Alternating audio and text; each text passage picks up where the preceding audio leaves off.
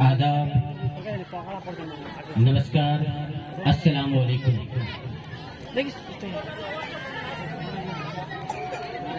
Annual cultural programme इकरा public school की पूरी team को सैल्यूट, सलाम।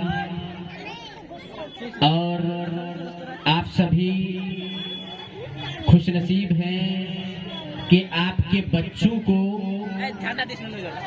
इफ्तिखार सर जैसे और उनकी टीम के बीच रहने का मौका मिला है। एक साल पहले भी, पिछली दफा तो नहीं, इससे एक साल पहले जो पहला प्रोग्राम था मुझे आने का मौका मिला था, आप सबसे मिलने का मौका मिला था। एक बार आप लोग खुद के लिए ताली बजा दीजिए कि आप अपने बच्चों के लिए यहाँ पे बैठे हुए हैं। देश के भविष्य, जो फ्यूचर है हमारे समाज का, हमारे परिवार का, उनके लिए आप बैठे हुए हैं और अपने नजरों से एक एक बच्चों के प्रोग्राम को आप देख रहे थे। अच्छा लग रहा था। जो नाटक प्रोग्राम हम लोग टेलीविजन पे, फेसबुक पे, अलग अलग सोशल मीडिया चैनल पे देखते हैं, आज अमलिया, चाकुलिया, बंगाल की सरजमीन में हम लोग अपने बच्चों के जरिए और अपने ही मंच में देख रहे हैं। ये बच्चे हमारे समाज, हमारा परिवार और हमारा नाम रोशन करेगा। हमारे बीच मौजूद हैं रिजवान भाई, जो बहुत दिन से हम लोग के साथ जुड़े हुए हैं, तबरेज हाशमी साहब, एहतशाम राही साहब, और हमारे साथ आए हुए हमारे मुखिया जी, और इस समाज के सभी गार्जियन हजरात और शिक्षा से जुड़े हुए लोग, और यहाँ पे बैठे हुए हमारे सामने हमारे नौजवान साथी। यूं तो स्कूल छोटे छोटे बच्चे का है, लेकिन देखने में लग रहा है कि यहाँ पे बहुत सारे ऐसे स्टूडेंट्स भी हैं कि कोई 8th में होगा, कोई 9th में होगा, कोई 10th में होगा, कोई इंटर कर रहा होगा, तो कोई ग्रेजुएशन में होगा। मैं कम वक्त में तालीम की अहमियत और हमारा समाज कहाँ चूक कर रहा है, मैं 2-4 पॉइंट पे बात करके आपके बीच से रुखसत हो जाऊंगा। सबसे पहले मैं रोशनी डालना चाहूंगा और आपकी निगाहें और आपकी नजर इस बच्चा इफ्तिखार की तरफ ले जाना चाहूंगा कि जब किशनगंज में ये कंप्यूटर कोचिंग कर रहा था मेरे इंस्टीट्यूट में, तो मेरे जरिया से ये इफ्तिखार को मैंने देखा, क्वालिटी अच्छी है, तो एक स्कूल में, छोटे बच्चों के स्कूल में मैंने कहा कि कुछ दिन पढ़ा लो। ये पढ़ा रहा था, अच्छा पढ़ा रहा था, लेकिन उस स्कूल के मैनेजमेंट इनकी सैलरी 2-3 माह की नहीं दी थी। इतना अच्छा क्वालिटी वाला स्टूडेंट। फिर मैंने कहा कि तुम मेरे इंस्टीट्यूट, क्या इफ्तिखार सही बात है, मैंने कहा कि मेरे इंस्टीट्यूट में भी तुम टाइम दे सकते हो, जब मैं अपना स्कूल चला जाऊं तो बैचेस तुम चला सकते हो। फिर इसने कहा कि सर मैं अपने इलाके में स्कूल खोलना चाहता हूं। मैंने कहा बिल्कुल, अभी आपने सही फरमाया कि आप अपने इलाके की सिंचाई, आबियारी और तालीम के मैदान में करना चाहते हैं। ये बच्चा अगर चाहता तो किसी दूसरे के स्कूल में जाके मैनेजमेंट संभालता और पैसे कमा लेता, परिवार भी चला लेता, नाम भी कमा लेता, लेकिन इसने सोचा कि जिस सरजमीन ने मुझे यहाँ तक पहुँचाया है, अमलिया की सरजमीन में, वहीं पे जाके इदारा खोलूंगा और वहीं अपने भाई बहन को पढ़ाऊंगा और अपने समाज, परिवार और अपने इलाका अमलिया और चाकुलिया का नाम रोशन करूंगा। इस बच्चे के लिए फिर से आप ताली बजा दें, इसकी हौसला को मैं सलाम करता हूँ। और गार्जियन हजरात, आप लोगों को सुनने को मिला होगा कि हमारा एक जो आजकल चला हुआ है बहुत दिन से परंपरा, रवायत, एक तबका ऐसा भी आया है कि हमारे बच्चों को डिमोटिवेट करता है। हमारे बच्चों को और हमारी माँ बहनों को सोचने की जरूरत है। आएंगे बहुत से लोग, कहेंगे पढ़ने से क्या होता है, पढ़ने से कुछ नहीं होता, नौकरियां नहीं है, तो उनको आप बता दीजिएगा, मेरे जैसे लोगों का चेहरा सामने रख दीजिएगा और आपके इलाके के कोई अगर कहीं पे जाके वीडियो या टीचर बने हैं, उनका चेहरा सामने रख दीजिएगा कि साहब पढ़ने से ही नौकरियां मिलती हैं और पढ़ने से ही समाज, परिवार सशक्त, मजबूत और तरक्की करता है ये हमारा तस्वीर है, ये हमारे इलाके का तकदीर है। इनको सींचना, इनको पढ़ाना, इनको आगे बढ़ाना आप जैसी माएँ, आप जैसी बहनों और हमारे भाइयों और हमारे चाचा जान की ये हमारा कर्तव्य है, दायित्व है कि आप वैसे तबका जो आपको डिमोटिवेट करता है कि नौकरियां नहीं है, नौकरी सेटिंग से मिलती है, नौकरी पैसों से मिलती है, तो उनको बता दीजिएगा कि अगर नौकरियां सेटिंग से मिलना होता तो शमाइल नबी जो भाषण देके गया था अमलिया के सरजमीन में, उसका बाप उतना पैसा वाला नहीं था। अगर पैसे की बदौलत ही नौकरी मिलती तो ये लड़का आज नौकरी में नहीं होता। साहब मैं चैलेंज करके बोलता हूँ कि नौकरियां सिर्फ और सिर्फ मेहनत से मिलती है, मेहनत से मिलती है, मेहनत से। जोरदार तालियां बजाइए। आप पढ़ाइए तो साहब बच्चों को। मैं कोई करोड़पति बाप का बेटा नहीं था। मेरे अब्बू कहते थे बेटा इल्म ही दौलत है, हमेशा कहते थे बेटा इल्म ही दौलत है, पढ़ो। आज भी मेरे घर के, मैं क्या बताऊं, आज भी मेरे घर से ही बहुत से ऐसे मेरे भाई हैं, चचेरे कजिन के मजबूरी के तहत उनके गार्जियन ध्यान नहीं दिए, तो आज कोई दिल्ली में, तो कोई मुंबई में, तो कोई पंजाब के खेतों में जो है बोझा बांधता है, तो कोई महाराष्ट्र के होटलों में पोछा लगाता है। लेकिन मेरे अब्बा हुजूर का अकल उस वक्त आया था और मेरे अब्बा हुजूर ने कहा कि बेटा मुझे तुम्हें पढ़ाना है। और मैं पढ़ा और अपनी माँ, अपने पापा, अपने समाज परिवार की उम्मीद पे खरा उतरा और मैं आज नौकरी में हूँ।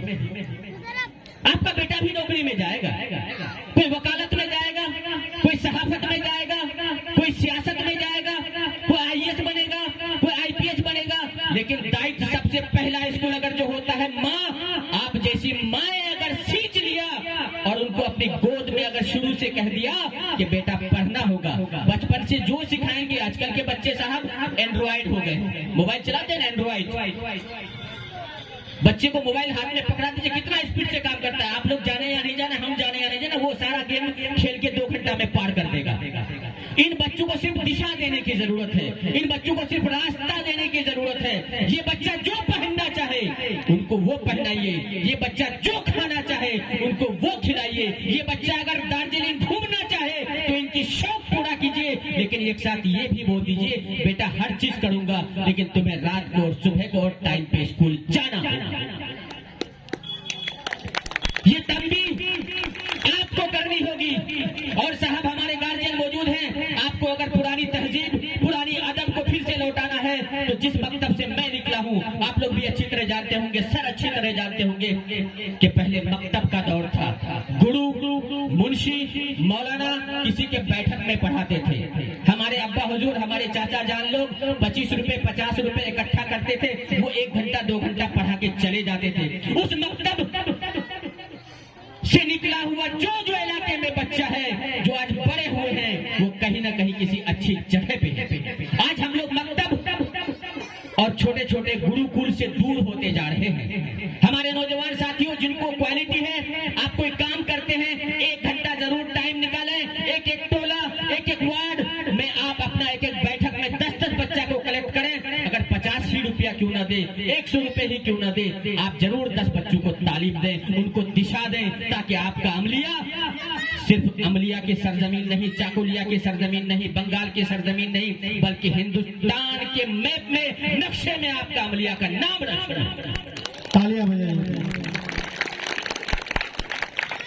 लोग कहते हैं पढ़ने से कुछ नहीं होता, साहब पढ़ने से सब कुछ होता है। जब मैं अपने स्कूल में गया, नया नई ज्वाइनिंग किया, तो गार्जियन और हमारी माँ बहनें बोलने लगी कि मार साहब की भेजूं स्कूल, कहाँ पढ़ाई हो चाहे पढ़े की कोड़बे।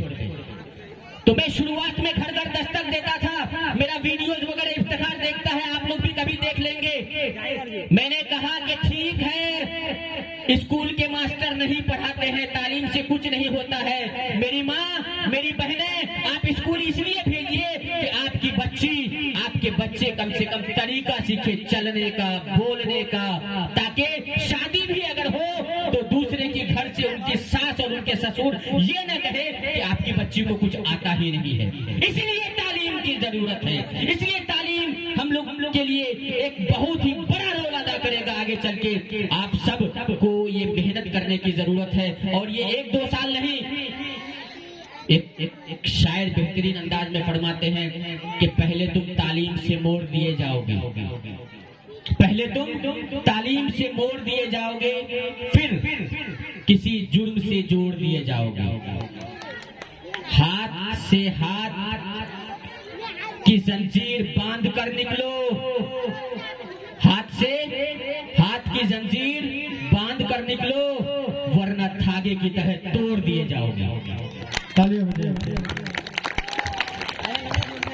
तरह तरह के प्रोपेगेंडे, तरह तरह की चीजें टेलीविजन, फेसबुक, सोशल मीडिया में आपको दिखने को मिलता है, आपका हिम्मत टूट जाता है। साहब आप बोलते हैं कि फला लीडर, फला नेता हमारा काम नहीं किया। कोई लीडर और कोई नेता की जरूरत नहीं होगी। मैं चैलेंज देके जाता हूं, जब आपका घर में एक एक बच्चा पढ़ लेगा तो वीडियो आपके नतमस्तक होगा, और जब सुनेगा कि साकिब का पापा आया है, साकिब नौकरी में है, वीडियो खड़ा होगा और कुर्सी देगा, थाना प्रभारी खड़ा होगा और कुर्सी देगा, और आपका जो लीगल काम होगा एक झटके में वो हस्ताक्षर करेगा, साइन करेगा और आपका काम होगा। हम लोग जो रोना रोते हैं, हम लोग जो आंसू पूछते हैं कि हमारी ये सरकारों ने कुछ नहीं किया, हमारी वो सरकारों ने कुछ नहीं किया, हमारे इस एमएलए ने कुछ नहीं किया, हमारे उस एमपी ने कुछ नहीं किया, ये राग अलापना बंद कीजिए, ये रोना रोना बंद कीजिए। आपका लीडर, आपका नेता, आपका एमपी, आपका एमएलए, आपकी सरकार आपके घर में है, जो ये बच्चे हैं, आप इनको तैयार कीजिए साहब। ये बच्चे जब तैयार हो जाएंगे तो ये बच्चा सीना चीर के आगे बढ़ के आपके लिए काम करेगा, आपके परिवार, आपके समाज, आपके जिला, आपके ब्लॉक का नाम रोशन करेगा। राहत इंदौरी का उस शेर को याद कीजिए, ऊंचे ऊंचे दरबारों से क्या लेना। जो लोग सरकार को कोसते हैं, बच्चों को नहीं पढ़ाते हैं, उनसे मेरा ये, उनके लिए राहत इंदौरी साहब इस दुनिया से चले गए, अल्लाह मरहूम को जन्नत में आला से आला मकाम अता फरमाए। राहत इंदौरी का वो शेर, ऊंचे ऊंचे दरबारों से क्या लेना, नंगे भूखे बेचारों से क्या लेना, ऊंचे ऊंचे दरबारों से क्या लेना, नंगे भूखे बेचारों से क्या लेना। मेरा खालिक, मेरा मालिक ही अफजल है, आती जाती सरकारों से क्या लेना। सरकारें आती रहेंगी, सरकारें जाती रहेंगी, एमएलए साहब भी जीतते रहेंगे, दूसरे एमएलए हारते रहेंगे, फर्क नहीं पड़ता साहब। जब हमारा ये बच्चा पढ़ लेगा तो यहाँ से लेकर दिल्ली, दिल्ली से लेकर के मुंबई तक। अब एक सवाल आता है कि भैया नौकरियां कम है, यकीनन नौकरियां कम है, लेकिन याद रखिए जब ये बच्चा पढ़ लेगा तो हमारा बच्चा दिल्ली भी अगर जाएगा, मुंबई भी अगर जाएगा, पटना भी अगर जाएगा, तो किसी ऑफिस में बैठ के कागज कलम पे काम करेगा, खेतों में बोझा या होटलों में पोछा नहीं लगाएगा। इसलिए मैं कहता हूँ कि तालीम बहुत जरूरी है। आपने जो जी लिया, हमने जो जी लिया साहब, लेकिन ये सोचिए, बहुत लोग ये सोचते हैं हम लोग तो चले जाएंगे, ये लोग समझेगा, अब इन लोगों का जनरेशन है, इन लोगों की नस्ल है, जो करना होगा करेगा।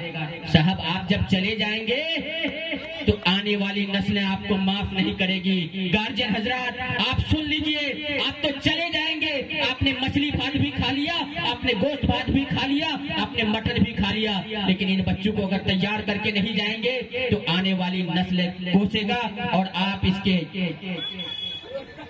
कर्ज आप छोड़ के इस दुनिया से जाएंगे। इसलिए सबको गली कोचों में निकलने की जरूरत है और बच्चों को तैयार करने की जरूरत है। आखिर में आपको ये भी बोल दूं कि रिलायंस वाले आते हैं, जीटीएफएस वाले आते हैं, एलआईसी वाले आते हैं, साहब पॉलिसी खोल लीजिए। शमाइल कहता है कि कोई पॉलिसी खोलने की जरूरत नहीं है साहब, पॉलिसी ये बच्चे हैं, इनके पीछे मेहनत कीजिए, इनको पॉलिश कीजिए, इनको चकाचक कीजिए, फिर देख लीजिएगा कि पॉलिसी का बाप बन के निकलेगा बच्चा, और ये आपका जिंदगी भरी और आने वाली नस्ल को भी ये तैयार करेगा। और एक चीज है, लास्ट में बोल के मैं जा रहा हूं कि हमारे गार्जियन हजरात की ये सोच बनी है कि मेरा बच्चा मेडिकल निकालेगा, मेरी बेटी डॉक्टर बनेगी, मेरा बेटा इंजीनियर बनेगा। बहुत से डॉक्टर हो गए हैं इलाके में, बहुत से इंजीनियर भी हो गए हैं इलाके में, माशाल्लाह। इस सीमांचल और उत्तर दिनाजपुर इलाके में आईएएस आईपीएस भी बने हैं, वीडियो भी बने हैं इस इलाके में। लेकिन अब थोड़ा सा जो हम लोग बोलते हैं कि हम लोगों को बहुत तरह से परेशान किया जा रहा है, तो इन परेशानियों से अगर बचना है तो जो बच्चे 10th 12th और ग्रेजुएशन में है, मैं उन लोगों से अनुरोध करना चाहूंगा और कहना चाहूंगा कि साहब आप मेहनत करके वकालत में जाइए, आप मेहनत करके सहाफत में जाइए। आप अगर बोलते हैं कि कानून नहीं देता है तो जब तक हमारे अमलिया का बच्चा की कुर्सी पे नहीं होगा, कोई दारोगा की कुर्सी पे नहीं होगा, एसपी डीएम की कुर्सी पे नहीं होगा, तब तक हमारा समाज को इंसाफ नहीं मिलेगा। उसके बाद वकालत के बाद अपने बच्चों को जिसमें लिखने की सलाहियत है, बोलने की सलाहियत है, उनको सहाफत में भेजिए, पत्रकारिता में भेजिए। जो बोलना जानता है उसको टीवी चैनल में भेजिए, जो लिखना जानता है उसको प्रिंट मीडिया में भेजिए। और जिसमें अगर क्वालिटी है कि ये समाज को लेके आगे चल सकता है तो उनको आप सियासत में भेजिए। 3 चीज बच्चों को डॉक्टर इंजीनियर के अलावा वकालत में भी भेजने की जरूरत है, सहाफत में भी भेजने की जरूरत है, सियासत में भी भेजने की जरूरत है। कुछ लोग कहते हैं कि सियासत गंदी हो रही है, तो इस तरह के पढ़े लिखे बच्चों को सियासत में भेज दीजिए। सियासत गंदी नहीं, सियासत और साफ हो जाएगी। भैया कपड़ा धोना है, आप डिटर्जेंट एक्सेल सर्फ से धोइएगा तब ना। आप जो चला रहे भाई वो दबंग है, वो बदमाश है, वाके जीतो होवे की। आपको अगर राजनीति और सियासत को भी साफ करना है तो अच्छे लोगों को मौका देना पड़ेगा। नोटों पैसों की बदौलत सिर्फ आप इलेक्शन में लोगों को जिता देंगे तो आपका समाज तरक्की नहीं करेगा। तालीम के साथ साथ थोड़ा सा सियासी सूझबूझ भी हम सबको, हमारी माँ बहनों को और हमारी भाइयों को लाने की जरूरत है। इन्हीं चंद बातों के साथ मैं लेता हूँ विराम। जय हिंद, जय भारत, जय बिहार बंगाल, जय उत्तर दिनाजपुर, जय चाकुलिया, जय अमलिया, जय इकरा पब्लिक स्कूल अमलिया। बहुत शुक्रिया सर, आपका इस शानदार